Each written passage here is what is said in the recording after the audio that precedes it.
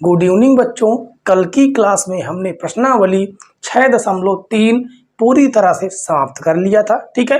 और आज हम प्रश्नावली 6.4 शुरू करेंगे, जिसमें एक महत्वपूर्ण प्रमेय है, प्रमेय 6.6, ठीक है। इस प्रमेय को सिद्ध करने के बाद हम आगे का जो हमारे क्वेश्चन है उन क्वेश्चनों को सॉल्व करेंगे, क्योंकि इस प्रमेय के माध्यम से ही हम आगे के क्वेश्चन सॉल्व कर पाएंगे, ठीक है। क्वेश्चन तो बिल्कुल आसान है, लेकिन प्रमेय अगर हम सिद्ध कर लेते हैं तो, ठीक है। प्रमेय थोड़ी सी लॉन्ग है लेकिन इंपॉर्टेंट है, ठीक है। तो चलिए हम देखते हैं, इसे सॉल्व करते हैं। क्या लिखा गया है? दो समरूप त्रिभुजों के क्षेत्रफलों का अनुपात इनकी संगत भुजाओं के अनुपात के वर्ग के बराबर होता है, ये कहा गया है, ठीक है। तो चलिए सबसे पहले हम लिखेंगे दिया है। क्या लिखेंगे? दिया है। अब देखिए क्या दिया गया है, आप यहां पर थोड़ा गौर से पढ़ेंगे तभी समझ में आएगा। दो समरूप त्रिभुजों के क्षेत्रफल, इसका मतलब ये दोनों त्रिभुज क्या हैं? समरूप हैं, ठीक है। दोनों के दोनों त्रिभुज क्या हैं? समरूप हैं। तो लिखेंगे त्रिभुज ए बी सी समरूप है त्रिभुज पी क्यू आर, ठीक है। ये दोनों क्या है? समरूप हैं। हम लिखेंगे सिद्ध करना है, सिद्ध करना है। अब आप थोड़ा देख कर बताइए क्या सिद्ध करना है। आप जब गौर से पढ़ेंगे तभी समझ में आएगा, ठीक है। समरूप त्रिभुजों के क्षेत्रफलों का अनुपात इनकी संगत भुजा के अनुपात के वर्ग के बराबर है। कहने का मतलब है कि त्रिभुज ए बी सी का क्षेत्रफल बटे त्रिभुज पी क्यू आर का क्षेत्रफल बराबर होगा इनकी संगत भुजाओं के अनुपात। संगत भुजाएं कौन है? ए बी की संगत भुजा कौन हो जाएगी? पी क्यू और ए सी की संगत भुजा हो जाएगी पी आर, और बी सी की संगत भुजा हो जाएगी क्यू आर, ठीक है। कहा गया है इनके संगत भुजाओं के अनुपात के वर्ग के क्या है?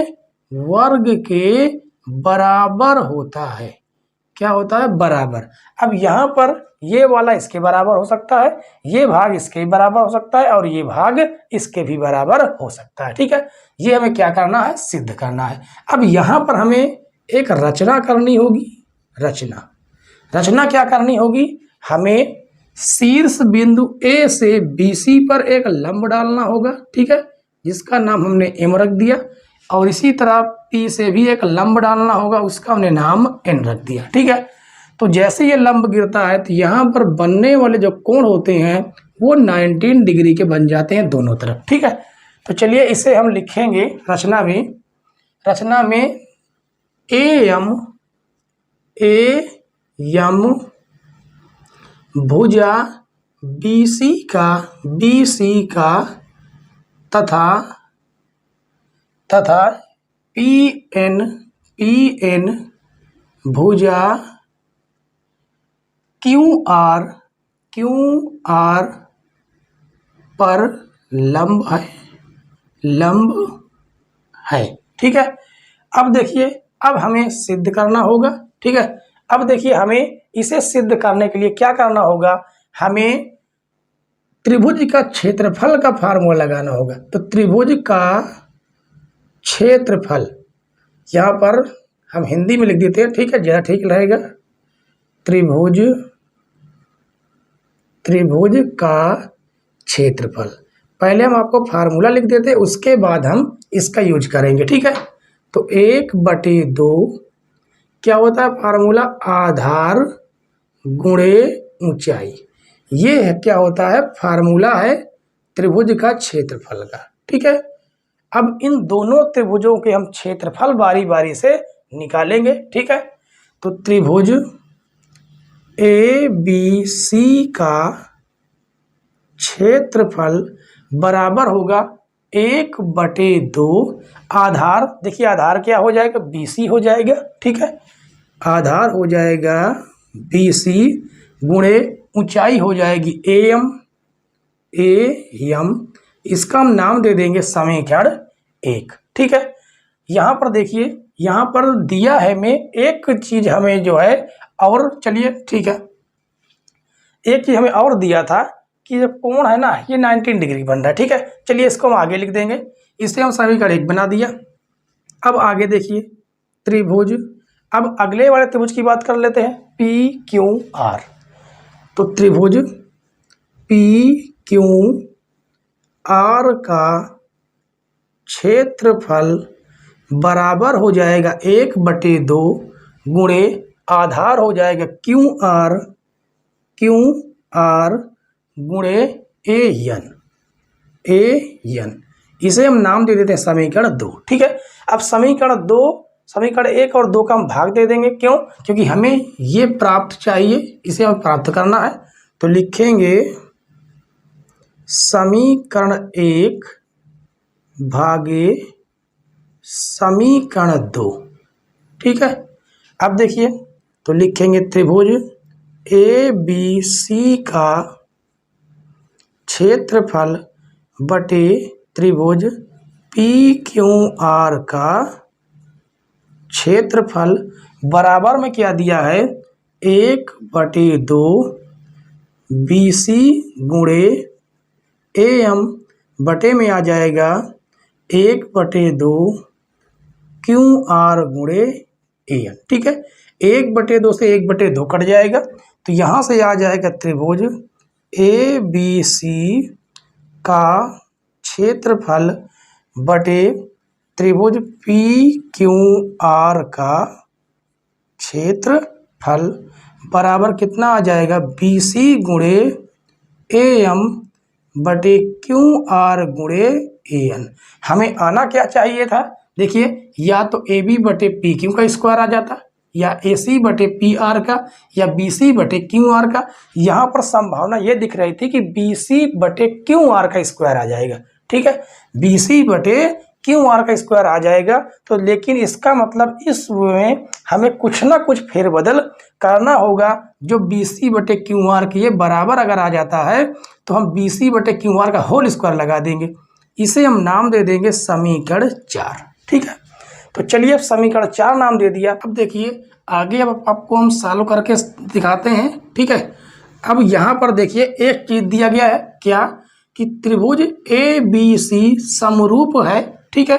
त्रिभुज ABC समरूप है त्रिभुज किसके, PQR के, ठीक है। यहाँ से हम एक चीज निकाल लेते हैं, यहाँ से दो चीज निकल के आएगी, क्या कि ये दोनों कोण आपस में क्या होंगे, बराबर होंगे, ठीक है।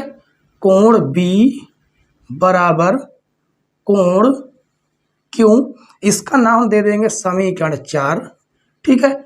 और देखिए जब समरूप है तो इनकी संगत भुजाएं भी आपस में क्या होंगी, बराबर होंगी। तो लिखेंगे AB बटे PQ, AB बटे PQ। देखिए संगत भुजा क्या हो जाएगी, AB की संगत भुजा PQ होगी और AC की संगत भुजा PR होगी, ठीक है। तो AC बटे PR और BC बटे QR, ठीक है, QR। इसे हम समीकरण 5 दे देंगे, ठीक है। अब यहाँ से हमें दो चीज तो मिल चुकी हैं, अब हम इन दोनों त्रिभुजों की बात करेंगे, किसकी, इसकी और इसकी, ठीक है। क्योंकि हमें क्या करना है, हमें AN और AM और AN बराबर हमें इनके लाना है, मतलब इनमें से कोई भी बराबर आ जाए तो ये तो बराबर पहले से रहेगा, ठीक है। बस इसके बराबर आ जाए AM बटे AN के, और AM बटे PN, ठीक है। AM बटे PN ये किन त्रिभुज में है, त्रिभुज ABM और PQN, ठीक है। तो इन्हें हम क्या करेंगे, समरूप दिखाएंगे।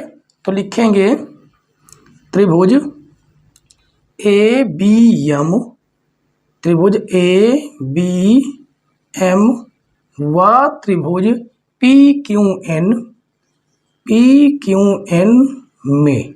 अब इन्हें समरूप दिखाने के लिए देखिए हमारे पास दो कंडीशन है। क्या है? एक तो ये कोण एम और कोण एन बराबर है, तो लिखेंगे कोण एम बराबर कोण एन। ये पहले से हमें क्या है? दिया है, ठीक है। और यहाँ पर देखिए ये कोण बी जो है किसके बराबर है? कोण क्यू के। तो यहाँ से लिख देंगे समीकरण 4 से, ठीक है। अब ये दोनों त्रिभुज क्या हो गए? सर्वांग सम हो गए। कैसे? कोण समरूपता से, यानी ए समरूपता कसौटी से हम ये कह सकते हैं कि त्रिभुज ए बी एम समरूप होगा त्रिभुज पी क्यू एन के, ठीक है। और जैसे ही समरूप हो गए हम ये कह सकते हैं कि इसकी जो संगत भुजाएं होंगी वो आपस में समानुपाती हो जाएंगे, ठीक है। तो लिखेंगे ए बी की संगत भुजा कौन सी हो जाएगी? पी क्यू बराबर ए एम की संगत भुजा हो जाएगी पी एन, ठीक है।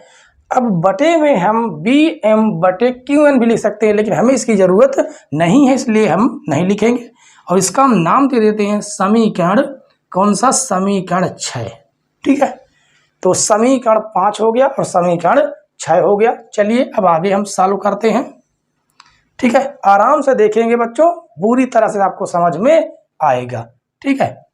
अब देखिए ए एम और पी एन का मान किसके बराबर आया है? ए बी बटे पी क्यू के, ठीक है। ए बी बटे पी क्यू के, और देखिए ए बी बटे पी क्यू इन सभी के देखिए बराबर है कि नहीं। और देखिए बी सी बटे क्यू आर भी किसके बराबर है? ए बी बटे पी क्यू के। तो हम लिख सकते हैं, क्या लिखेंगे? समीकरण 3 में, देखिए समीकरण 3 में हमें सिद्ध करके लाना है, तो लिखेंगे समीकरण 3 में क्या करेंगे? समीकरण 5 और 6 से, समीकरण 5 व समीकरण 6 से हम क्या करेंगे कि त्रिभुज ए बी सी का क्षेत्रफल बटे त्रिभुज ए बी सी का क्षेत्रफल बटे त्रिभुज पी क्यू आर का क्षेत्रफल, ये इतना तो दिया ही है, ठीक है। देखिए बी सी बटे क्यू आर, यहाँ पर देखिए बी सी बटे क्यू आर किसके बराबर है? ए बी बटे पी क्यू के। तो हम लिख सकते हैं ए बी बटे पी क्यू, और यहाँ पर देखिए ए एम बटे ए एन, और यहाँ पर देखिए ए एम बटे ए एन किसके बराबर है? ए बी बटे पी क्यू के। तो लिखेंगे ए बी बटे पी क्यू, ठीक है। तो देखिए कितना आ जाएगा, इसका हम गुणा कराएंगे तो आ जाएगा ए बी बटे पी क्यू का क्या हो जाएगा? होल स्क्वायर, ठीक है। दोनों में स्क्वायर लग जाएगा, हमने पूरे का होल स्क्वायर कर दिया, ठीक है। तो देखिए ये सिद्ध होता है, ठीक है। त्रिभुज ए बी सी बटे पी क्यू आर का जो क्षेत्रफल है वो ए बी बटे पी क्यू के भुजाओं के अनुपात के स्क्वायर के बराबर है, ठीक है। यही कहा गया है। देखिए दो समरूप त्रिभुजों के क्षेत्रफलों का अनुपात इसकी संगत भुजाओं के अनुपात के वर्ग के बराबर। देखिए संगत भुजाएं ए पी ए बी और बटे पी क्यू के वर्ग के बराबर है, ठीक है। तो यहाँ से हम इनको भी क्या कर सकते हैं? सिद्ध कर सकते हैं। तो लिखेंगे इसी प्रकार त्रिभुज ए बी सी का क्षेत्रफल बटे त्रिभुज पी क्यू आर का क्षेत्रफल, ठीक है, बराबर क्या लिखेंगे? ए बी बटे पी क्यू का होल स्क्वायर। देखिए ये ए बी बटे पी क्यू इन दोनों के बराबर है, तो हम लिख सकते हैं कि ए सी बटे पी आर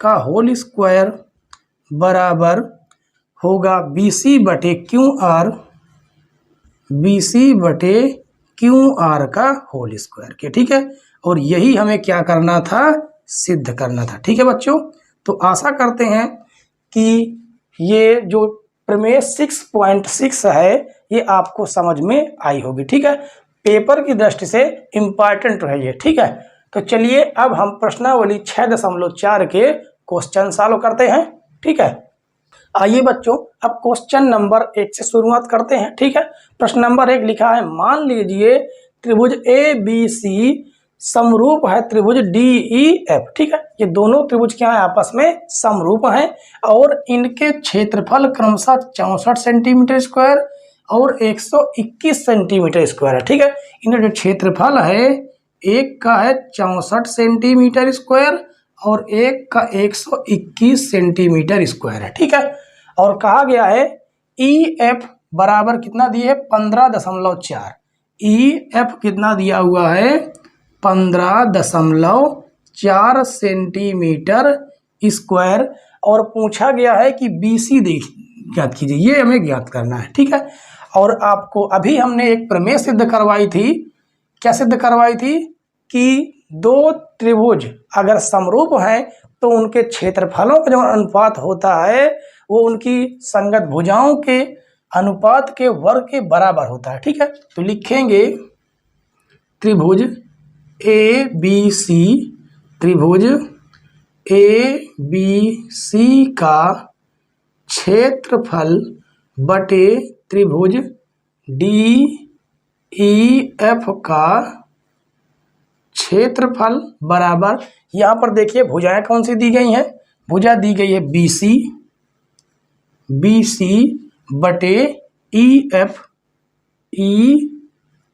का होल स्क्वायर। ठीक है, अब देखिए ABC का क्षेत्रफल कितना दिया हुआ है, 64 दिया हुआ है, मान रख देंगे 64, और इसका मान कितना है दूसरे वाले का, तो 121 बराबर BC बटे EF। जैसे 10 स्क्वायर हटाएंगे इधर क्या लग जाएगा, अंडर रूट लग जाएगा, और 64 8 का वर्गमूल है और 121 जो है कितने का है, 121 11 का वर्गमूल है। ठीक है, और बराबर में कितना है BC हमें ज्ञात करना है, और बटे में कितना है 15.4। ठीक है, इसका हम तिर्यक गुणा कर देंगे, इसका गुणा इधर कर देंगे तो ये हो जाएगा 8 गुणे 15.4 बटे 11 बराबर BC। इसे अगर हमें हटाना है तो नीचे 0 लगा देंगे, ये हट जाएगा, ये क्या हो जाएगा, हट जाएगा। अब इसे 11 से काट लीजिए, 11 एकन्नम 11, 11 एकन्नम 11, 11 चौक 44। ठीक है, 11 चौक 44। तो देखिए BC बराबर कितना निकल के आया, BC बराबर 14 गुणे 8 कर देंगे तो 14 8 112 हो जाएगा, और बटे में 10।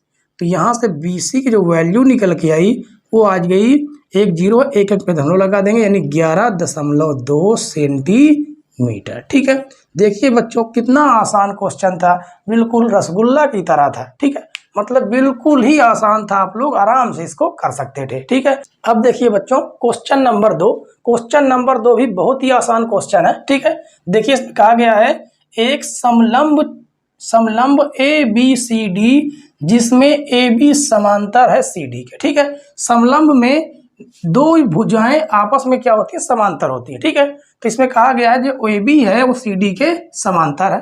ठीक है, और उसके बाद कहा गया है कि विकर्ण परस्पर बिंदु O पर प्रतिच्छेद करते हैं। देखिए O पर प्रतिच्छेद करते हैं, यदि AB बराबर 2CD, मतलब AB जो है CD से क्या है, दुगना है। ठीक है, और दिख भी रहा, देखिए यहाँ पर दुगना इससे दिख भी रहा है।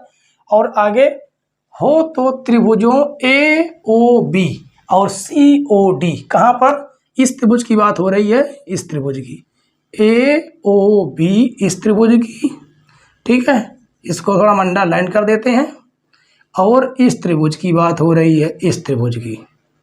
इन दोनों त्रिभुजों के क्षेत्रफलों का अनुपात पूछा गया है। ठीक है, और हम इन दोनों त्रिभुजों के क्षेत्रफल का अनुपात तब निकाल पाएंगे जब ये दोनों त्रिभुज समरूप सिद्ध हो जाए। ठीक है, तो चलिए सबसे पहले हम लिखते हैं दिया है। अब क्या दिया है देखिए यहाँ पर कि जो ए बी है इसमें लिख देंगे समलंब चतुर्भुज ए बी सी डी में, ठीक है। चतुर्भुज ए बी सी डी में ए बी समांतर सी डी, एक ये दिया गया है और एक दे दिया गया है ए बी बराबर 2CD, ठीक है। ये दिया गया है और ज्ञात क्या करना है उसे हम लिख देंगे ज्ञात करना है। क्या ज्ञात करना है? ये दिया गया है त्रिभुज ए ओ बी का क्षेत्रफल बटे त्रिभुज सी ओ डी का क्षेत्रफल, ठीक है। ये क्या करना है हमें सॉल्व करना है, ठीक है। तो चलिए हम इन दोनों त्रिभुजों क्या कर देते हैं सर्वांग सम सिद्ध कर दे, समरूप सिद्ध कर देते हैं। तो हम लिखेंगे उपपत्ति या हल, उपपत्ति लिखेंगे या हल लिखेंगे, ठीक है। तो त्रिभुज हमें जिन त्रिभुजों को पहले सर्वांग सम सिद्ध करना है हम उनके नाम लिख लेंगे। ए ओ बी त्रिभुज ए ओ बी व त्रिभुज सी ओ डी, ठीक है, सी ओ डी में। तो देखिए यहाँ पर दिया गया है तो हम लिख देंगे ए बी समांतर सी डी। ये क्या है दिया है, ठीक है। ये वाली भुजा ए बी जो है सी डी के क्या है समांतर। और हमने आपको क्या बताया था, एक कंडीशन बताई थी कि जब दो भुजाएं आपस में क्या हो समरूप हो और उससे एक तिर्यक रेखा काटती है तो वहां पर देखिए जेड की जो आकृति बनती है इधर वाला कोण आपस में बराबर होता है क्योंकि वो क्या होते हैं एकांतर अंतः कोण होते हैं, ठीक है। और यहाँ पर भी देखिए जेड की उल्टा आकृति बनती है इस जगह पर, तो ये वाला कोण और ये वाले कोण बराबर हो जाते हैं, ठीक है। तो यहाँ पर भी देखिए जेड की आकृति बन रही, ये जेड की आकृति बन रही, तो ये वाला कोण और ये कोण आपस में बराबर हो जाएगा, ठीक है। तो इसका हम नाम लिख देंगे कोण डी सी ओ, ठीक है। कोण डी सी ओ बराबर हो जाएगा कोण बी ए ओ के, कोण बी ए ओ, ठीक है। ये क्या है एकांतर अंतः कोण है, एकांतर अंतः कोण, ठीक है। इनका स्पष्टीकरण भी देते जाएंगे। और देखिए यहाँ पर उल्टा जेड की आकृति बन रही, ये वाली बन रही है, तो ये वाला कोण और ये वाला कोण आपस में कौन सा, ये वाला कोण आपस में बराबर हो जाएगा, ठीक है। इसका नाम है सी डी ओ।